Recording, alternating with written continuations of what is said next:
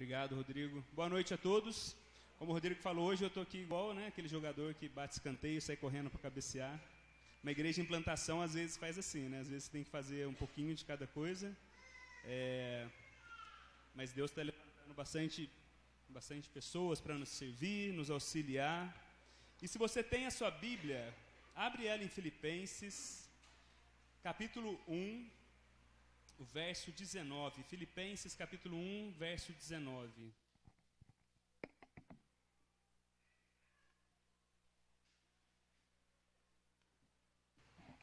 Hoje nós vamos dar continuidade, como o Rodrigo falou, à nossa série, né? No livro de Filipenses. Está sendo muito abençoador poder estudar a carta de Filipenses.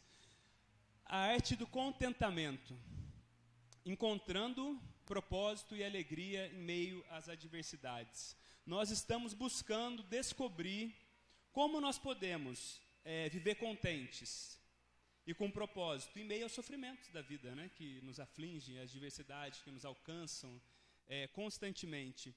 E essa semana, dessas adversidades, desse sofrimento nos alcançou, né? Alcançou uma família querida da nossa igreja e, consequentemente, a nós, porque a Bíblia fala que a igreja ela é um corpo. Se um sofre, todos sofrem, né? Se um se alegra, todos se alegram. Na quarta-feira pela manhã, eu recebi uma mensagem do João Mauro falando que o seu Vitor, um irmão querido da nossa igreja, esposo da dona Neide, que está aqui, muito feliz de ver ela hoje, ele havia falecido, né? Ele havia falecido. E apesar de conhecer o seu Vitor, não sei quantos tiveram a oportunidade de conhecer ele, por menos de um ano, eu criei um carinho muito grande por ele, porque, primeiramente, que era uma pessoa maravilhosa, né? E eu conheci ele numa classe de batismo, na primeira classe de batismo que a gente fez na igreja, e eu posso dizer que ele foi a primeira pessoa, depois de eu ser ordenado, que eu batizei. Já tinha batizado algumas pessoas antes, mas não como um pastor, e eu pude batizar ele. E a gente sempre tinha conversas, como ele estava doente desde o ano passado, nós levávamos a ceia para ele quando ele não podia vir, né?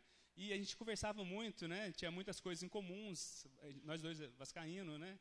Então, assim, conversava de outras coisas também. Ele contava das histórias do açougue que ele trabalhava, e a gente tinha um momento muito gostoso, e a gente sempre orava por ele, levava ceia, a gente tomava um café junto.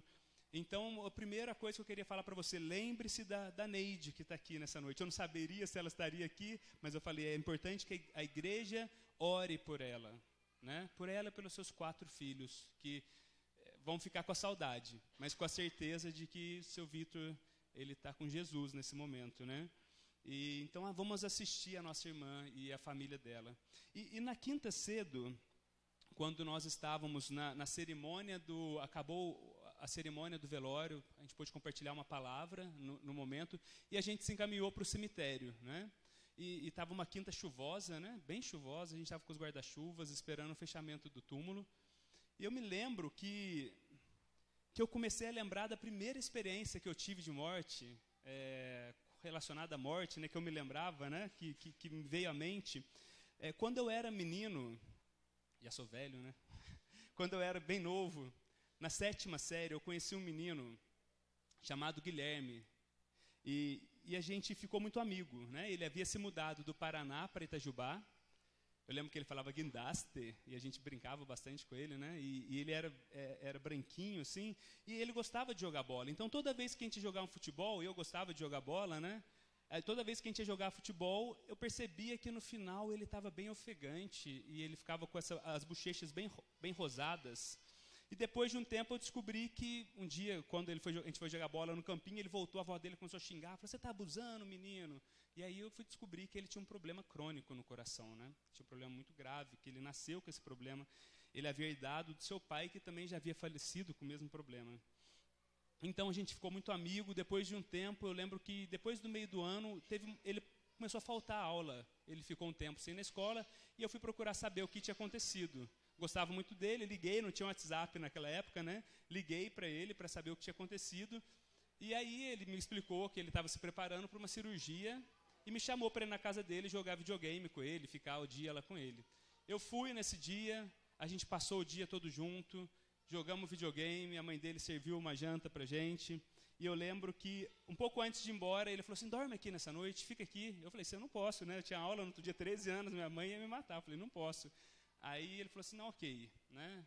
Foi muito bom, obrigado. E no dia seguinte, eu fui embora para casa, no dia seguinte, eu lembro de que eu acordei, fui para a escola. Quando eu estava entrando na escola, na porta da minha sala, havia várias pessoas sentadas na porta da sala, eu achei estranho. Quando eu cheguei, várias pessoas estavam chorando. E aí já comecei a desconfiar, né? Aí o pessoal falou, o Guilherme faleceu. Essa noite ele teve um mal súbito e ele morreu com 13 anos, né? Foi uma morte muito prematura. E eu me lembro bem do sentimento, acho que foi a primeira perda, né, que eu senti, né, que como amigo, né, eu nunca tinha perdido um familiar até então. E eu lembro do velório, do enterro, e eu lembro que depois daquele dia, eu com alguns amigos que a gente gostava muito dele, a gente fazia algo que a gente não devia fazer, a gente matava a aula para ir no cemitério e ficava lá olhando, né, o túmulo, falando, nossa, ele era um menino tão legal, né, e a gente ficava conversando sobre ele, sobre o porquê, né.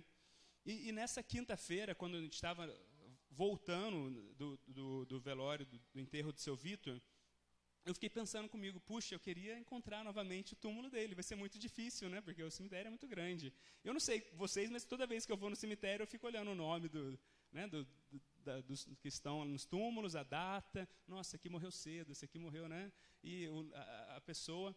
E, para minha surpresa, quando eu já estava indo embora, eu virei a esquina e estava lá, Guilherme Santiago Carneiro, se eu não me engano. Eu tirei uma foto, falei, puxa, tem que guardar essa recordação, né? E vi mesmo que era ele, muito novo, faleceu com 13 anos, e falei, vou guardar essa recordação. Fiquei feliz, né, poder ter encontrado o túmulo dele. Eu sei que ele, né, isso não conta muito, mas porque eu lembrei, tive essa memória na mente. E o interessante de toda essa situação, porque eu estou falando sobre isso, porque essa semana, o texto que a gente vai ler em Filipenses, talvez contenha uma das afirmações mais conhecidas de Paulo, e talvez uma das que é bonita de falar, mas é difícil, porque Paulo, ele fala assim, porque para mim, o viver é Cristo, e o morrer é lucro. E a morte, ela nos assusta, sejamos sinceros, a morte nos instiga, né? A morte, eu lembro ali, novo, comecei a lidar com essa situação com 13 anos, eu lembro que aquilo nos instigava. Eu com meus amigos, a gente ficava pensando sobre isso. Eu lembro que depois, mais velho, também sempre ficava pensando sobre isso. E ao ler esse texto, sem olhar primeiro um olhar espiritual, um olhar natural, você pensa como Paulo pode chegar a essa afirmação? Como Paulo pode falar que a morte, não é que Paulo está falando assim, como muita gente na vida fala assim, eu me contento. Às vezes você vai ver muitas pessoas falando assim, essa é a sequência da vida. Eu tenho que me dar bem com isso, todos nós vamos morrer. Porque você tem uma certeza que todos nós temos aqui que nós vamos morrer, né? E tem pessoas que aprendem a viver bem com isso, aprendem a manejar essa situação. Mas o que Paulo está falando não é que ele vivia contente diante da situação da morte. Ele falou que a morte para ele se tornou lucro. É diferente. E não se engane, Paulo aqui, apesar de a gente saber que ele está escrevendo dentro da cadeia, ele está preso injustamente, ele não via a morte como uma forma no escapismo, de falar assim, essa vida está muito ruim, estou preso aqui injustamente, então a morte para mim vai ser lucro. Não era esse o pensamento de Paulo. Não que ele estava procurando a morte como uma saída, porque a gente sabe que essa carta, ela foi chamada da carta da alegria. Então Paulo não estava triste. Essa carta, Paulo fala sobre alegria, contentamento, alegrai-vos, alegrai-vos. Paulo estava cheio de sonho e cheio de expectativa. E no meio disso tudo, ele fala isso, né? A morte é lucro para mim. E de maneira geral, nós evangélicos, vou falar sobre o povo que a gente representa, a gente tem uma visão um pouco prematura da morte. Nós temos uma visão que muitas vezes não é bíblica da morte. Nós vemos a morte como um escape, né? Ou até mesmo como uma coisa boa. Fulano morreu, né? Tá bom. Meus irmãos, em lugar algum das Escrituras, a morte, ela é tida como uma coisa boa. Deus tem um texto que fala que Deus, né, tem prazer na morte do justo, mas a morte em si não é uma coisa boa. Morte não é plano de Deus. A morte é a evidência de que o pecado reina no mundo ainda. A morte é a evidência de que o pecado reina no mundo. Que o pecado está atuando nas nossas vidas. Porque a Bíblia fala que o salário do pecado é a morte. Então, isso muitas vezes vem de uma visão triunfalista, de um evangelho triunfalista, escapista. O único jeito, a única maneira de nós vencermos a morte e sermos alegres, apesar da morte, presta atenção, é quando nós estamos em Cristo. O morrer só é lucro se o viver é Cristo. O morrer só é lucro se viver é Cristo. Em toda e qualquer outra hipótese, a morte sempre é dano. Qualquer outra hipótese. Se o viver não foi Cristo, o morrer é dano. Então, muitas vezes a gente encontra uma pessoa que não viveu sem Cristo e a gente fala, está muito melhor. Não fala nada. É melhor não falar nada. Você não precisa falar algo ruim, mas você não precisa falar nada. Porque a morte, ela assombra as nossas vidas. E ela só é lucro para quem está em Cristo. E com isso em mente, com isso em mente, a gente vai ler o nosso texto de hoje, né, que está em Filipenses 1, do verso 19 ao 26. Se você tem a sua Bíblia, você pode acompanhar. A gente usa a versão NVI. Se você não quiser acompanhar, se você conseguir enxergar, se você não tiver a Bíblia, você pode acompanhar ali. É um texto um pouco grande, então preste atenção, ok? Paulo fala assim: pois sei que o que me aconteceu resultará em minha libertação, graças às orações de vocês e ao auxílio do Espírito de Jesus Cristo.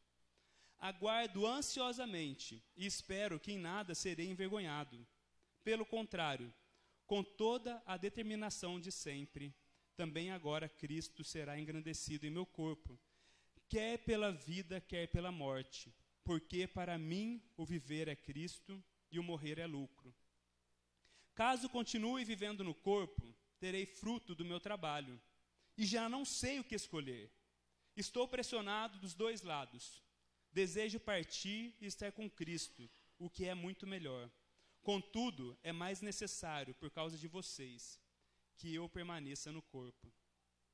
Convencido disso, sei que vou permanecer e continuar com todos vocês, para o seu progresso e alegria na fé, a fim de que, pela minha presença, outra vez a exultação de vocês em Cristo Jesus transborde por minha causa. Não importa o que aconteça, exerçam a sua cidadania de maneira digna do Evangelho de Cristo, para que assim, quer eu vá e os veja, quer apenas ouça a seu respeito em minha ausência, fique eu sabendo que vocês permanecem firmes num só espírito, lutando unânimes pela fé evangélica, sem de forma alguma deixar-se intimidar por aqueles que se opõem a vocês. Para eles isto é sinal de destruição, mas para vocês de salvação. E isso da parte de Deus, pois a vocês foi dado o privilégio de não somente crer em Cristo.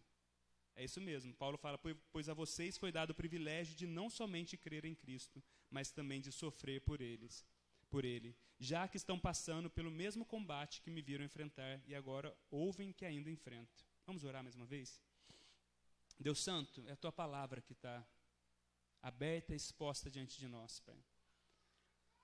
Fala ao nosso coração, transforma as nossas vidas, que nós possamos crescer no conhecimento do Senhor, Pai.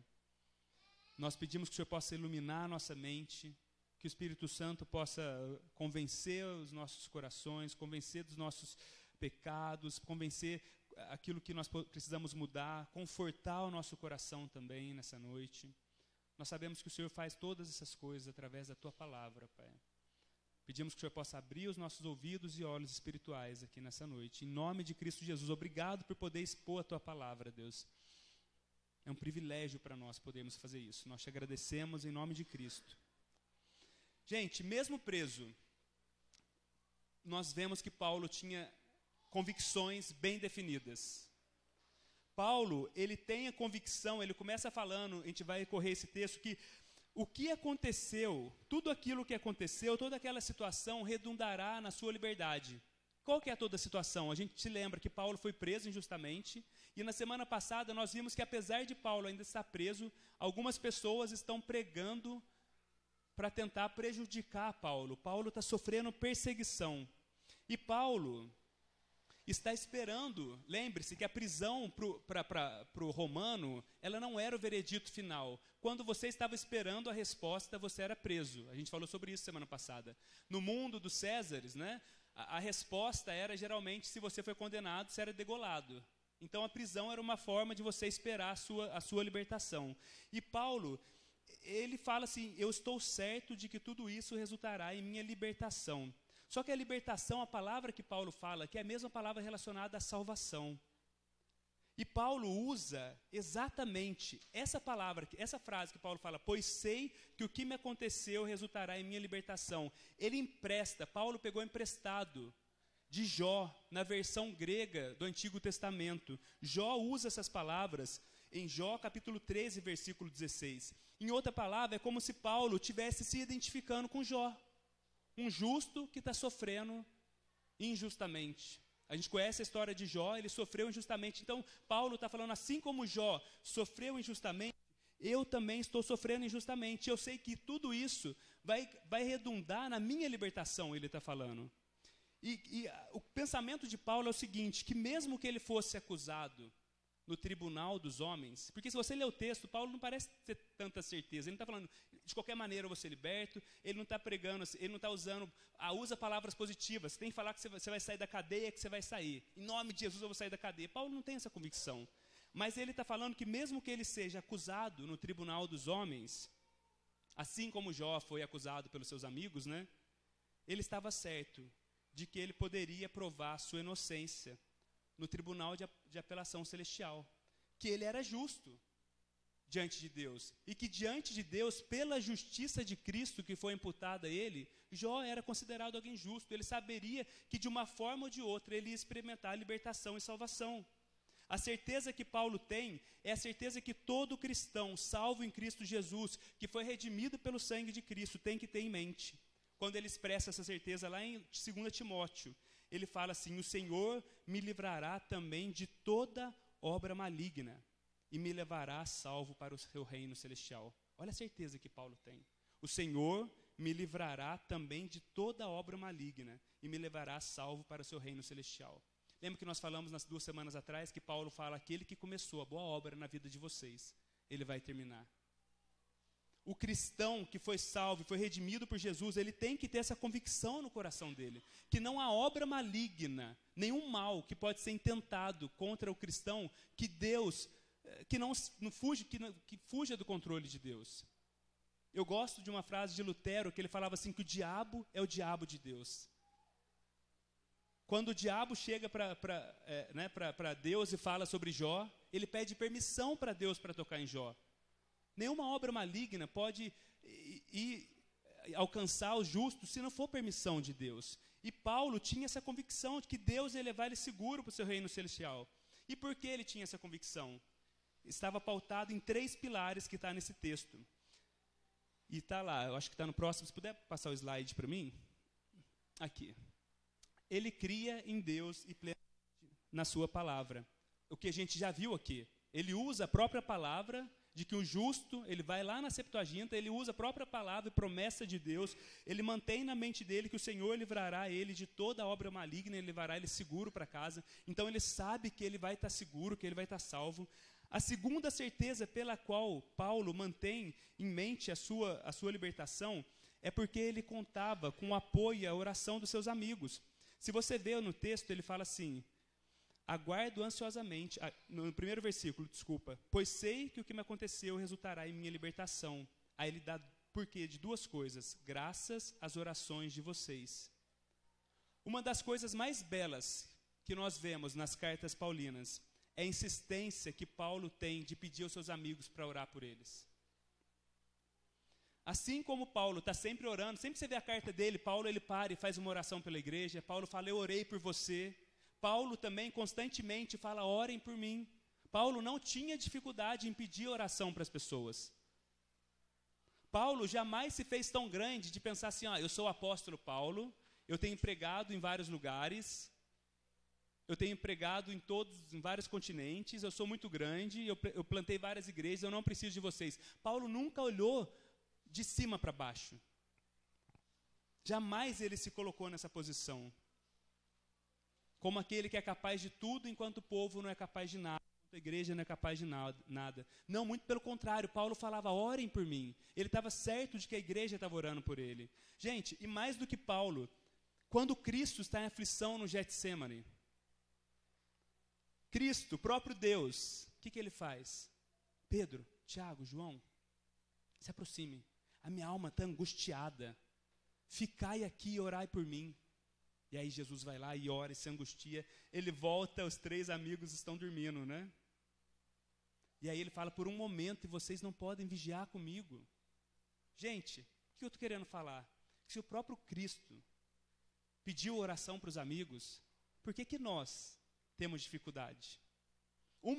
Eu vou ser sincero, uma das grandes alegrias que eu tenho como pastor e como cristão é quando alguém me liga, manda uma mensagem e fala assim, cara, ora por mim, porque eu não estou bem. Alguma situação difícil, ou o pecado está me tentando, eu fiz algo de errado. Isso mostra que a pessoa está compreendendo o Evangelho. Porque o Evangelho não é várias pessoas boas que não precisam de oração. Agora eu sou salvo, eu não preciso de oração. O Evangelho é a mensagem de que há somente um justo. E que todos nós somos pecadores. Então nós precisamos. Mas se eu ligar para o pastor e falar que eu estou passando por uma dificuldade, poxa, o que ele vai pensar de mim? Eu tenho 5 anos de igreja. Eu não devia estar lutando com essa situação. Irmãos, não só comigo, como qualquer outra pessoa. Eu acho que uma das belezas do Evangelho é poder chegar e falar, Leandro, cara, ora por mim, que eu estou passando por uma angústia no meu coração. E você saber que você vai ter um amigo que vai orar por você. E Paulo estava seguro da libertação dele, não da prisão, mas ele estava seguro porque ele sabia que tinha uma igreja orando por ele.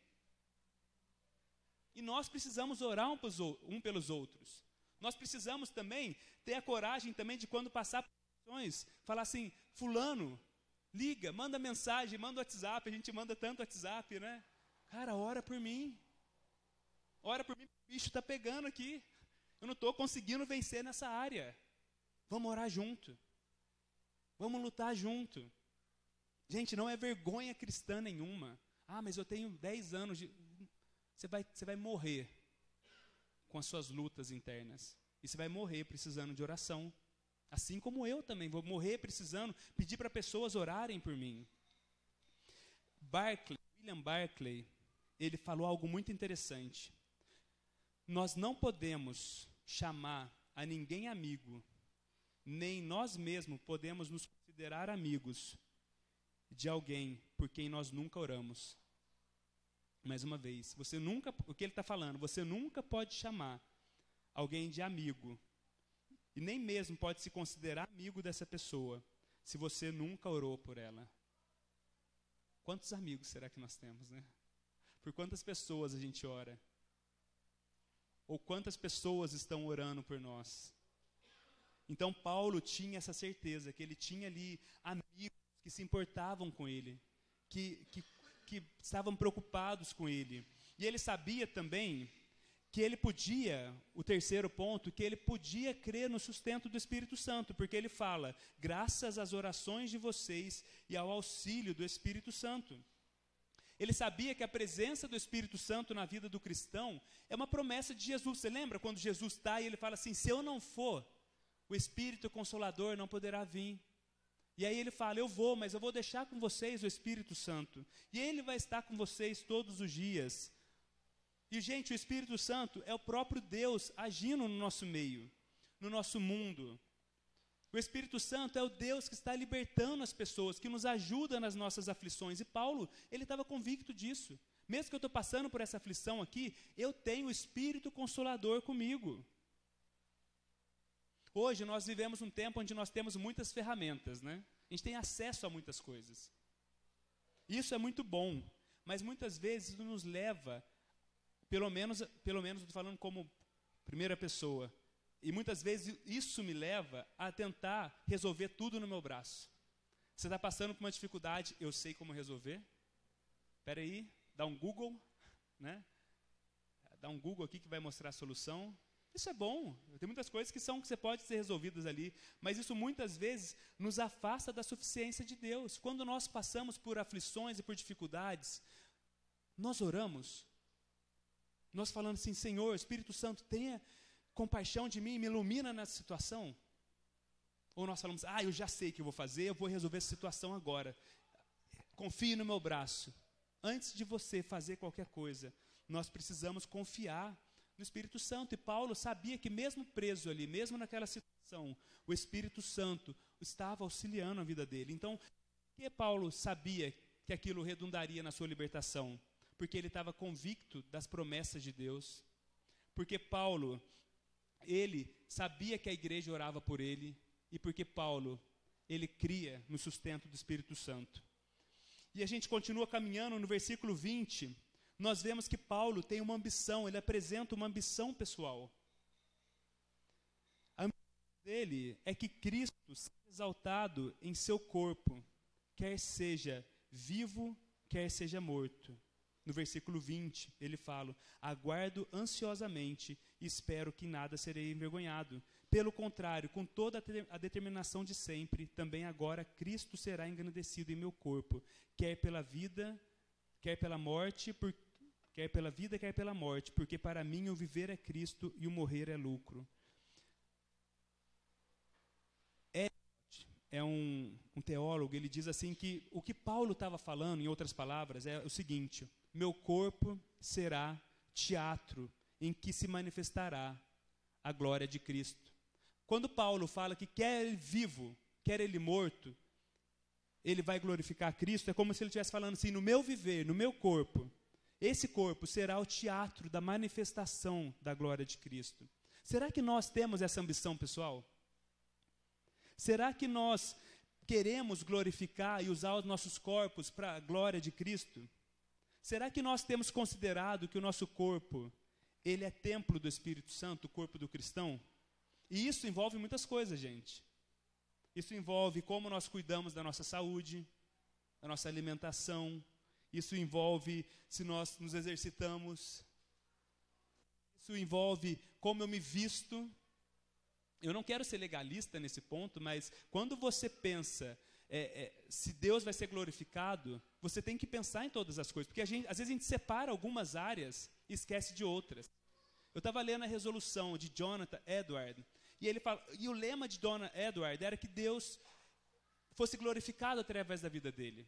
Ele queria ver a glória de Deus. Ele fez algumas resoluções com 18 anos. E todo dia, no final do dia, olha que interessante, sobre a alimentação, ele pensava, ele parava e olhava o que ele tinha comido, se ele tinha comido demais, se ele tinha comido algo que poderia fazer mal para a saúde dele. E se caso ele tivesse feito isso, ele se arrependia e buscava mudança. Ah, não, mas isso não tem nada a ver. Se eu sento ali, isso não é pecado. A Bíblia fala que glutonaria é pecado. E se eu como demais, isso foge. E, na verdade, isso não glorifica a Deus. Se a Bíblia fala que o nosso corpo é templo do Espírito Santo, nós temos que nos exercitar, nós temos que nos cuidar. A maneira como eu vou me vestir, eu vou pensar assim: será que eu vou glorificar a Deus? Ou será que eu vou defraudar alguém? Será que eu vou gerar um sentimento em alguém com essa... Ah, mas está na moda essa roupa. Mas isso glorifica a Deus? Eu sei que muitas vezes isso pode parecer legalista, mas o cristão não pensa no legalista. Eu estou falando como quem deseja glorificar a Deus. A forma como nós lidamos com sexo. Sexo é uma bênção.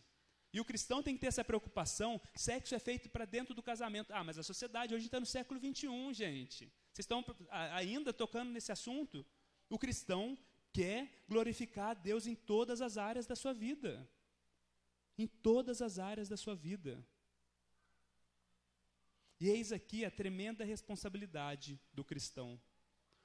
Uma vez que somos de Cristo e nos tornamos membros de sua igreja, nós não temos alternativa outra que não seja viver para a glória de Cristo.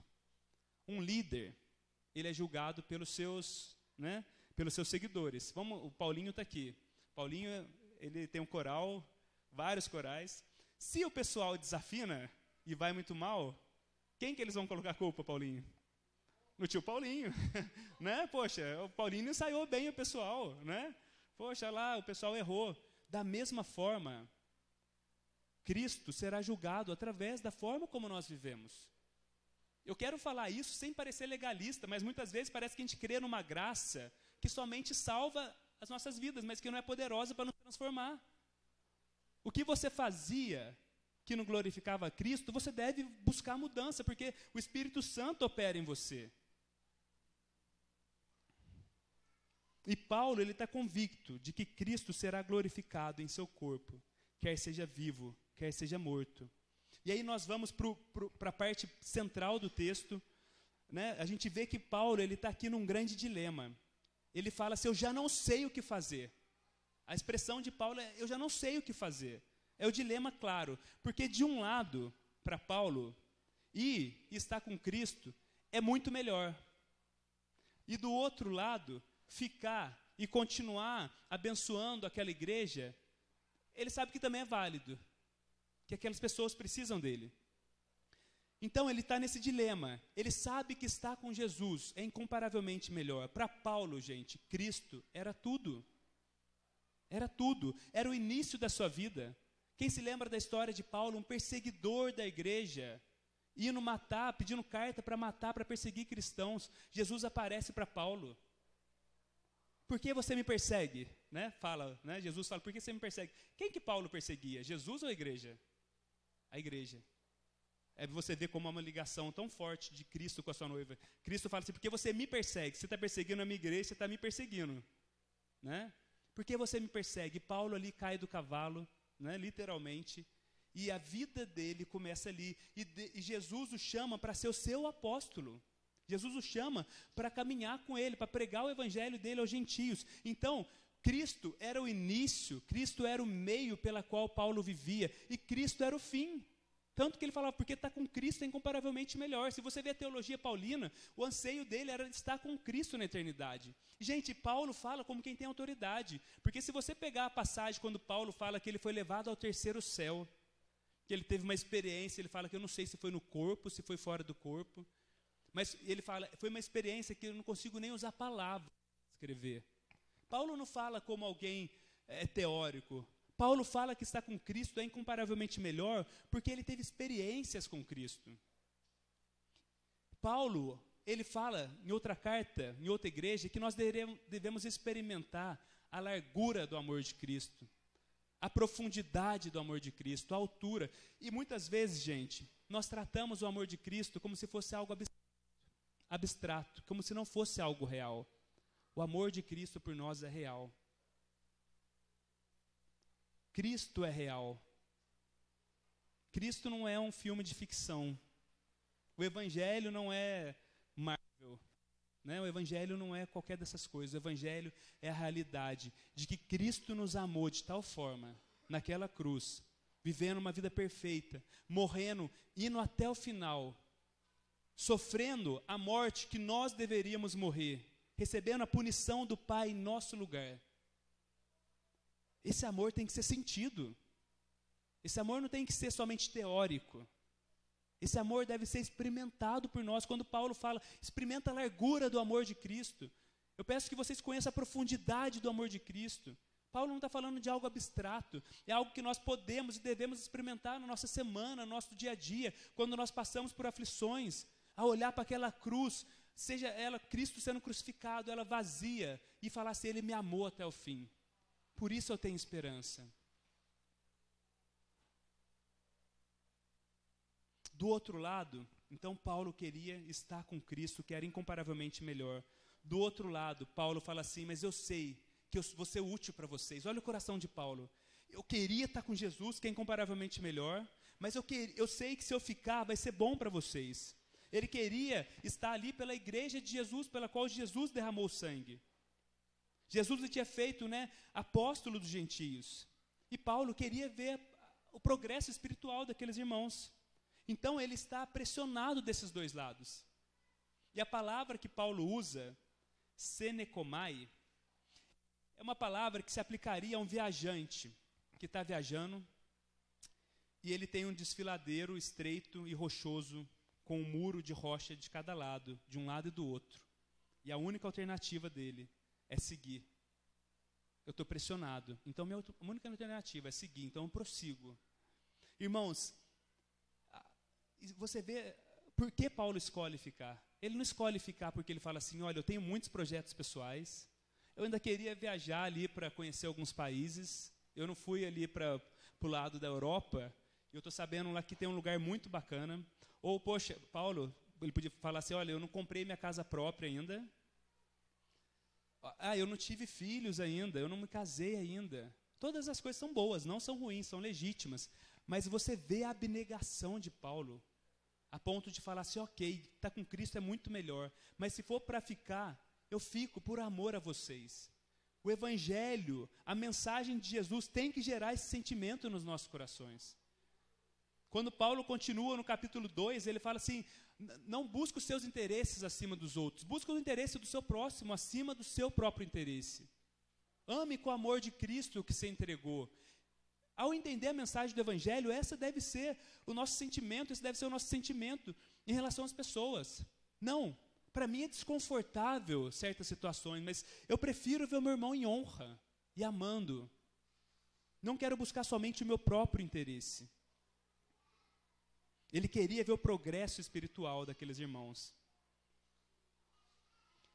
Então, Paulo está nesse dilema. E, gente, esse é um dilema que só o cristão pode ter. Para um cristão, essa vida, para um não cristão, presta atenção nisso, tem nessa frase aqui, ó. Vamos no próximo.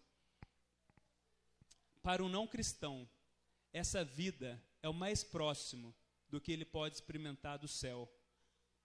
Já para um cristão, essa vida é o mais próximo de que ele pode experimentar do inferno. Mais uma vez. Para um não cristão, essa vida, o que a gente vive aqui, para o não cristão, é mais próximo do que a gente pode experimentar do céu. Já para um cristão, essa vida é o mais próximo que ele pode experimentar do inferno.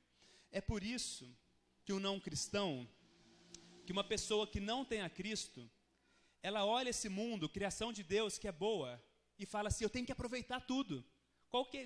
Tem um pensamento que está um pouco, eu não sei se ainda está em voga, em alta, mas carpe diem, aproveita o dia. Quando já ouviram falar? Tem até um filme, né? Carpe diem, aproveita o dia.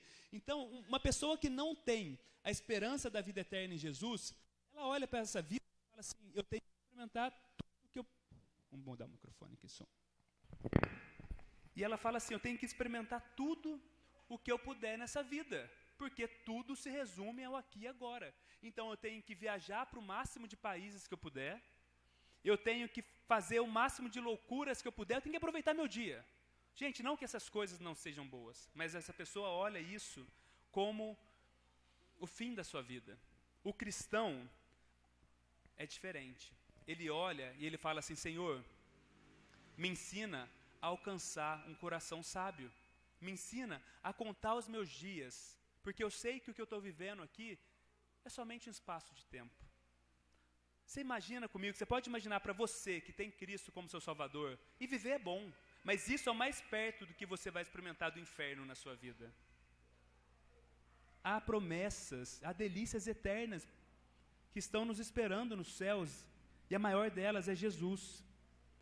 Será que nós poderíamos dizer, para mim, viver é Cristo e o morrer é lucro? Nós temos muitas coisas boas na nossa vida, né? Imagine que você tivesse uma balança na sua mão, e de um lado tivesse sua família, que é boa, os cachorrinhos, os pets, quem gosta aí, né, que a gente pega muito amor, seu trabalho, sua profissão, e do outro Cristo. É como se Paulo chegasse num ponto de maturidade que ele fala para mim, ok, todas essas coisas, elas são, se eu viver elas, eu quero viver para a glória de Cristo, mas eu prefiro incomparavelmente estar com Jesus. Esse deve ser o desejo do nosso coração. Fala assim, ok, essas coisas são boas, família, casamento, carreira são boas, mas estar com Cristo é incomparavelmente melhor. Isso muda, gente, a maneira como nós trabalhamos, isso muda a forma como nós vivemos, porque nós olhamos para a eternidade. Porque uma pessoa que não tem Cristo, ela acaba vivendo de forma egoísta. Ela fala, eu preciso aproveitar tudo, enquanto eu puder. A pessoa que não tem Cristo, ela não está desesperada, porque ela sabe que o fim não é aqui. Na verdade, é só o começo. Então, você vê que as pessoas que mais fizeram bem no mundo foram as pessoas que tinham os olhos na eternidade. Que elas não olhavam aqui como a sua cidadania final. E aí nós vamos para o final do texto, onde Paulo faz exortações pastorais para aquele povo. Paulo fala assim, não importa o que aconteça comigo, ou com os filipenses, né? Vocês devem viver de maneira digna do Evangelho de Cristo. Ele fala, não importa o que aconteça, exerçam a sua cidadania de maneira digna do Evangelho de Cristo, para que assim, quer eu vá e os veja, quer apenas ouça a seu respeito em minha ausência, fique eu sabendo que vocês permanecem firmes num só espírito, lutando unânimes a fé evangélica. A gente tem que se lembrar, como nós falamos na primeira semana, que Paulo está escrevendo para a igreja de Filipos. Essa igreja ficava na Grécia, na região da Macedônia, mas ela era uma província romana. E Roma era eu falei no outro dia que era os Estados Unidos da nossa época. Ser um cidadão romano era ter status. Então, aquelas pessoas sabiam perfeitamente o que era essa ideia de estar em um lugar, mas de ser regido pelas leis de outro lugar. Eles eram filipenses, né? Eles eram macedônios, mas as leis que regiam eles, os privilégios que regiam eles, eram os privilégios de Roma. O que Paulo está falando, quando ele usa aqui a palavra exerçam a sua cidadania, ele está falando do mesmo modo regidos, que vocês vivam dessa forma, mesmo estando na terra, sejam regidos pela lei espiritual, pela lei de Deus, pelas leis do reino de Deus.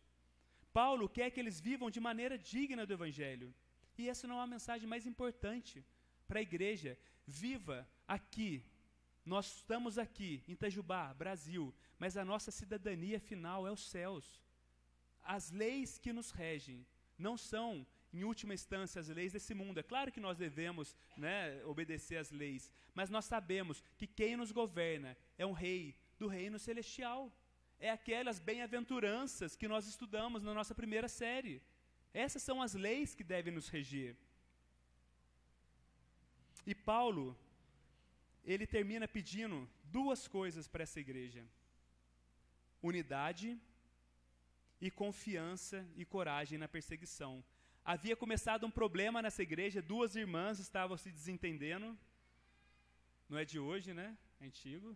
Pessoas, cristãos se desentendendo dentro da igreja, e estava havendo uma facção, uma divisão dentro da igreja. Então Paulo, ele fala para aquela igreja que eles vivam unânimes a fé cristã. A igreja estava sofrendo, começando a sofrer com essa perseguição. E nós devemos viver o evangelho lutando junto pela fé evangélica. Nós não devemos viver como o mundo, se degladiando, lutando, matando um ao outro. Não, você é isso, você é aquilo, você é de tal condição social, eu sou de tal, você é esquerda, eu sou direita. O cristão sabe que ele tem uma mensagem acima de todas as mensagens. Não é que nós não podemos ter visões diferentes dentro da nossa igreja, mas quando nós temos diferenças políticas, raciais, sociais, nós sabemos que isso não nos rege acima de todas as coisas. Nós temos que lutar junto, unânime. Eu me lembro que, muito tempo atrás isso também, o Flamengo, quem é flamenguista aqui vai lembrar, bastante tempo, montou um time dos sonhos. Não foi ano passado deu certo. O ataque dos sonhos, 90 alguma coisa. 3 craques, Romário, Edmundo e Sávio. Eram 3 jogadores fenomenais. E a gente, né, eu era vascaíno, porque eu não sou, acho que eu nem considero mais. Eu era vascaíno, falei, agora já era. Esse time vai ganhar todos os títulos. Só craque, só fera. Os caras no auge, Romário no auge, ganhou a Copa de 94, Edmundo. Mas quem é que se lembra, o que aconteceu foi muito contrário. Eles não ganharam nada.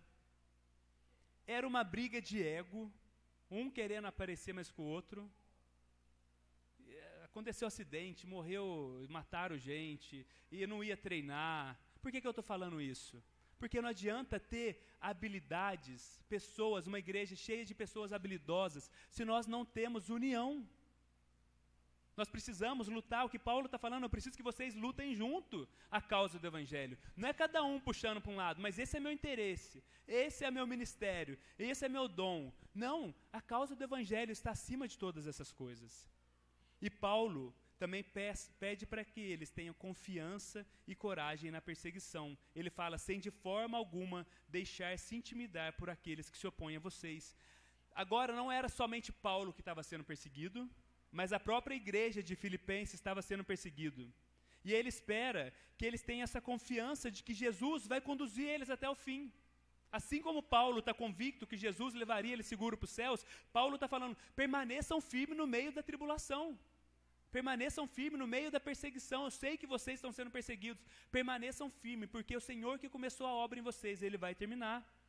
E aí Paulo, ele fala que o sofrimento, e muitas vezes nós temos essa visão, no versículo 29 e 30, ele fala que o sofrimento não é um acidente para o cristão. Gente, o sofrimento, as adversidades, não é um sofrimento como se Deus virou as costas, opa, aconteceu uma adversidade na minha vida. Deus tem o controle de todas as coisas. E o que Paulo fala aqui é muito contrário. Ele fala assim que o sofrer por Cristo é um sinal da graça de Deus. Ele fala assim, vocês não têm somente o privilégio de viver o Evangelho, mas vocês têm o privilégio de sofrer, vocês têm, a palavra que ele usa, vocês têm a graça. Deus derramou uma graça tão especial sobre vocês que vocês vão sofrer pelo Evangelho. E aí ele fala, permaneçam firmes. Permaneçam unidos lutando nessa causa. Permaneça como se Cristo fosse, que Ele seja tudo por vocês, para que vocês possam falar como eu. Para mim, o viver é Cristo e o morrer é lucro. Para que nós possamos falar isso, gente, morrer é lucro para a gente, o viver tem que ser Cristo na nossa vida. O viver tem que ser Cristo, nós temos que respirar Cristo, nós temos que ansiar Cristo, nós temos que saber que nós fomos considerados justos diante de Deus e nós um dia seremos, se você foi justo, foi considerado justo, você um dia experimentará dessa salvação, dessa libertação eterna diante de Deus. E eu queria te chamar para um momento de oração agora, e que você pensasse por algum momento sobre o que nós falamos aqui. Eu queria te fazer algumas perguntas. A primeira delas, você tem buscado glorificar a Jesus no seu corpo? Será que você, cristão, você poderia falar assim como Paulo, o meu corpo será o teatro em que se manifestará a glória de Deus. Quer eu coma, quer eu beba, quer eu faça qualquer outra coisa, eu quero fazer pensando na glória de Cristo.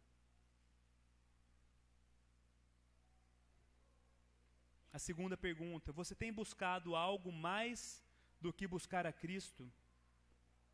O que ocupa mais a sua mente? O que ocupa mais os seus pensamentos? Cristo deve ser a razão do nosso pensar. Cristo deve ser aquele que ocupa a maior parte do nosso tempo, a maior parte do nosso dia. Qual o propósito dos seus dias? De buscar somente os seus próprios interesses? Ou, assim como Paulo, de ser uma bênção para outras pessoas?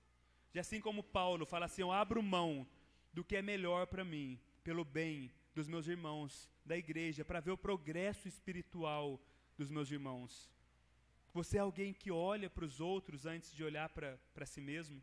Você coloca as suas opiniões de lado muitas vezes para ver o avanço da fé evangélica? E a última pergunta. Você está convicto de que você é justo diante de Deus? Você nasceu de novo? Você chorou os seus pecados? Você se arrependeu? Você aceitou a Cristo como Senhor da sua vida? Há um caminho aberto de salvação em Jesus. Há um caminho aberto onde nós podemos experimentar dessa convicção, dessa alegria de Paulo, quando ele fala, para mim, o viver é Cristo. E porque o viver é Cristo, o morrer para mim é muito lucrativo. A gente vai cantar uma música e nesse momento você pode ficar sentado e pensar sobre essas perguntas. Faça uma reflexão. Jesus é tudo para você? Jesus é a razão pela qual você vive? O seu corpo é um palco para a glória de Deus? A maneira como você veste, a maneira como você faz todas as coisas, você quer fazer isso para a glória de Deus? E você tem buscado o interesse dos outros acima dos seus? Ou você está somente focado nos seus próprios interesses e objetivos? Nós vamos cantar essa canção. Você pode ficar com seus olhos fechados, em oração, Se você quiser, pode ficar de pé, esse momento é livre, mas faça a sua oração com o Senhor.